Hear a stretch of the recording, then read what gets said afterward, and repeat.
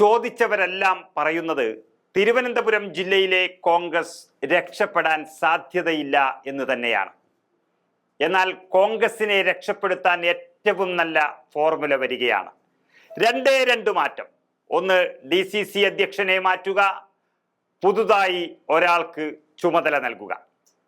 കോൺഗ്രസ് പ്രവർത്തകർ പ്രാഗിമടുത്ത DCC അധ്യക്ഷൻ പാലോട് രവിയെ മാറ്റി പകരം കെ മുരളീധരന് തിരുവനന്തപുരം ജില്ലയുടെ ചുമതല നൽകുക. മുൻ KPCC അധ്യക്ഷനായതുകൊണ്ട് DCC അധ്യക്ഷ സ്ഥാനത്തേക്ക് വരാൻ അദ്ദേഹത്തിന് കഴിയില്ലെങ്കിലും നിയമസഭാ തെരഞ്ഞെടുപ്പ് വരെയെങ്കിലും തിരുവനന്തപുരത്തെ കോൺഗ്രസിനെ രക്ഷിക്കാൻ കെ മുരളീധരന് ചുമതല നൽകുമെന്നാണ് ഇപ്പോൾ പുറത്തുവരുന്ന സൂചനകൾ. ഒരു വ്യക്തിപരമായ അധിക്ഷേപമല്ല, എങ്കിലും പറയാം, ഇത്രയും കഴിവുകെട്ടൊരു DCC അധ്യക്ഷനെ ആ ജില്ലയുടെ ചരിത്രത്തിൽ കണ്ടിട്ടില്ല. അതുമാത്രമാണ് കോൺഗ്രസിന്റെ തകർച്ചയ്ക്ക് ഇപ്പോൾ ജില്ലയിലെ കാരണം. തിരഞ്ഞെടുപ്പിന് മുൻപ് മൊത്തത്തിൽ DCC അധ്യക്ഷന്മാരെയൊക്കെ മാറ്റും എന്നൊക്കെ പറയുന്നുണ്ടെങ്കിലും അതെന്തുമായിക്കൊള്ളട്ടെ, തിരുവനന്തപുരം മർമ്മപ്രധാനമായ ഒരിടമാണ്. തിരുവനന്തപുരത്ത് പാലോട് രവിയെ മാറ്റുക എന്നുള്ളതാണ് അതിൽ ഒന്നാമതായി ഉള്ളത്. അതിനുശേഷം ആര് എന്ന ചോദ്യത്തിന് ഏറ്റവും മികച്ച ഉത്തരമായിട്ടാണ് കെ മുരളീധരനെ പാർട്ടി കണ്ടെത്തുന്നത്.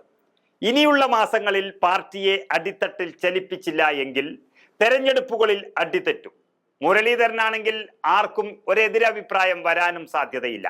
അതിനൊപ്പം തന്നെ ഇപ്പോൾ കോൺഗ്രസ് 3ാം സ്ഥാനത്തുള്ള വട്ടിയൂർക്കാവ് നിയമസഭാ സീറ്റിൽ ആ സീറ്റ് പിടിച്ചെടുക്കാനും അദ്ദേഹത്തിന് സാധിക്കും. ഒപ്പം പ്രവർത്തകരുടെ വികാരമറിഞ്ഞുള്ള പ്രവർത്തനം തുടങ്ങുന്നതോടെ സ്വാഭാവികമായും കോൺഗ്രസിന് ജില്ലയിൽ ഉയർത്തെഴുന്നേൽപ്പുണ്ടാകുക തന്നെ ചെയ്യും. തിരുവനന്തപുരത്തെ കോൺഗ്രസ് പ്രവർത്തകർ ചത്ത പോലെ കിടക്കുന്നത് കാലങ്ങളായി. നമുക്കറിയാം, ഉത്തർപ്രദേശ് പിടിച്ചാൽ ഇന്ത്യ പിടിക്കാം എന്ന് പറയുന്നത് പോലെയാണ് തിരുവനന്തപുരം ജില്ല പിടിച്ചാൽ കേരളത്തിന്റെ ഭരണം പിടിക്കാം എന്ന് പറയുന്നത്. 14 നിയമസഭാ മണ്ഡലങ്ങളാണ് ആ ജില്ലയിലുള്ളത്. ഇപ്പോൾ ഒന്നൊഴികെ ബാക്കിയെല്ലാം LDFന്റെ കൈകളിലാണ്. കോവളത്തെ ഒരു വിൻസെന്റ് മാത്രമാണ് കോൺഗ്രസ് MLA ആയി അവിടെ ഉള്ളത്.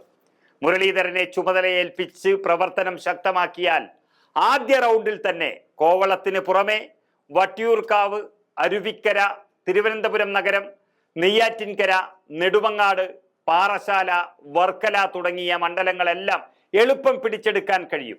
അത് പിടിച്ചെടുക്കാനുള്ള കഴിവുകളെല്ലാം കെ മുരളീധരന്റെ കയ്യിൽ വളരെ ശക്തമായി തന്നെയുണ്ട്. കൂടാതെ 2 MP മാർ, ഒന്ന് തിരുവനന്തപുരത്തെ MP ശശി തരൂറും തൊട്ടടുത്ത ആറ്റിങ്ങൽ MP അടൂർ പ്രകാശും അദ്ദേഹത്തിന്റെ ഇടവും വലവും നിന്നാൽ നിയമസഭാ തെരഞ്ഞെടുപ്പിലേക്ക് അത് വളരെ ശക്തമായ ഒരു മുന്നേറ്റമായിരിക്കും. ഇത് മുൻപ് ഒരുപാട് തവണ ഈ മണ്ഡലങ്ങളെല്ലാം കോൺഗ്രസ് ജയിച്ച മണ്ഡലങ്ങളാണ്. തീരദേശ മേഖലകളിലെ പ്രതിഷേധവും അതിശക്തമായ ഭരണവിരുദ്ധ വികാരവും ഒക്കെ നിലനിൽക്കുന്ന തിരുവനന്തപുരത്ത് നേതൃത്വം കൊടുക്കാൻ കരുത്തനായ ഒരു നേതാവുണ്ടെങ്കിൽ 100% പറയാം, ഒരു 10ഓളം സീറ്റുകൾ കോൺഗ്രസിന് പിടിച്ചെടുക്കാൻ കഴിയും. അതിനാണ് ഇപ്പോൾ കോൺഗ്രസ് നേതൃത്വം ആലോചിക്കുന്നത്. നേതാക്കന്മാരുടെ പറുദീസയാണ് തിരുവനന്തപുരം ജില്ല. AK ആന്റണിയും MM ഹസനും ഒക്കെ കാരണവരായിട്ട് കോൺഗ്രസിൽ ഉണ്ടെങ്കിലും കുറെ തെരഞ്ഞെടുപ്പായി അവർ പരാജയം തന്നെയാണ് ഗതി. അതുകൊണ്ട് ഭരണം പിടിക്കുക എന്നതാണ് ലക്ഷ്യമെങ്കിൽ മാറ്റം അനിവാര്യമാണ്. അതിനാണ് ഇങ്ങനെയൊരു നീക്കം പാർട്ടി ആലോചിക്കുന്നത്. ആരെയും താറടിച്ച് കാണിക്കാനോ അല്ല വെട്ടിപ്പിടിക്കാനോ അല്ല, പാർട്ടിയുടെ നിലനിൽപ്പിനും തിരിച്ചുവരവിനും ഇത് മാത്രമാണ് ഏക ഫോർമുല എന്നാണ് പാർട്ടി പ്രവർത്തകരും പറയുന്നത്. മാത്രമല്ല, BJPയിലേക്ക് ഒഴുകുന്ന കോൺഗ്രസ് വോട്ടുകൾ കുറെ കാലമായി കാണുന്നു. അത്തരം കോൺഗ്രസ് വോട്ടുകളെ തടുത്തു നിർത്താനും ഈ നീക്കത്തിന് കഴിയും. കഴിഞ്ഞ തവണ കഴക്കൂട്ടം, നേമം, വട്ടിയൂർക്കാവ് എന്നീ 3 മണ്ഡലങ്ങളിലാണ് BJP 2ാം സ്ഥാനത്തെത്തിയത്. അതിലൊന്ന് നേമം വിജയിക്കേണ്ട മണ്ഡലത്തിൽ പോയി BJPയുടെ വിജയം തടഞ്ഞത് കെ മുരളീധരനാണ്. ഒപ്പം കോൺഗ്രസ് 3ാമതായെടുത്തു നിന്ന് തിരിച്ചു വരണമെങ്കിലും അവിടെ മുരളീധരൻ എത്തേണ്ടതുണ്ട് എന്ന് വലിയ വിഭാഗം പ്രവർത്തകർ പറയുന്നു. ഇതെല്ലാം തിരിച്ചു പിടിക്കണമെങ്കിൽ പാലോട് രവിയുടെ നേതൃത്വത്തിന് കഴിയുമെന്ന് തോന്നുന്നില്ല. അഥവാ കഴിയുന്നുണ്ടെങ്കിൽ എപ്പോഴേ അദ്ദേഹം തെളിയിച്ചിട്ടുണ്ടാകുമായിരുന്നു. അതുകൊണ്ടാണ് പാർട്ടി കെ മുരളീധരനെ മുന്നിൽ നിർത്തി ഒരു നീക്കം നടത്താൻ പോകുന്നത് എന്നാണ് വ്യക്തമാകുന്നത്.